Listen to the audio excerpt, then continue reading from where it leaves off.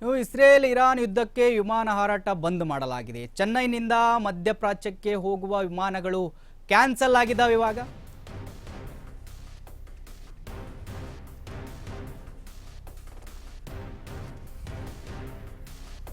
Israel Iran ಯುದ್ಧಕ್ಕೆ ವಿಮಾನ ಹಾರಾಟ ಇವಾಗ ಬಂದ್ ಮಾಡಲಾಗಿದೆ. ಚೆನ್ನೈನಿಂದ ಮಧ್ಯಪ್ರಾಚ್ಯಕ್ಕೆ ಹೋಗುವ ವಿಮಾನಗಳು ಕ್ಯಾನ್ಸಲ್ ಆಗಿದ್ದಾವೆ.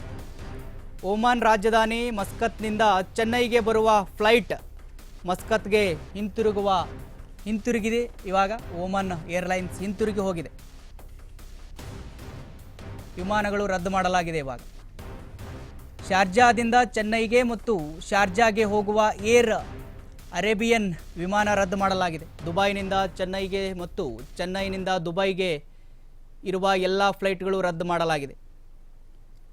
ಎಮಿರೇಟ್ಸ್ ಏರ್ಲೈನ್ಸ್ ವಿಮಾನಗಳ ಹಾರಾಟ ಮುಂದಿನ ಸೂಚನೆವರೆಗೂ ಬಂದ್ ಮಾಡಲಾಗಿದೆ. ನೋಡಿ, ಇರಾನ್ ಮತ್ತು ಇಸ್ರೇಲ್ ಯುದ್ಧ ಯಾವಾಗ ಸ್ಟಾರ್ಟ್ ಆಯಿತು, ವಿಮಾನ ಹಾರಾಟ ಕೂಡ ಬಂದ್ ಮಾಡಲಾಗಿದೆ. ಈ ಚೆನ್ನೈನಿಂದ ಮಧ್ಯಪ್ರಾಚ್ಯಕ್ಕೆ ಹೋಗುವ ವಿಮಾನಗಳು ಬಂದ್ ಮಾಡಲಾಗಿರ್ತಕ್ಕಂಥದ್ದು.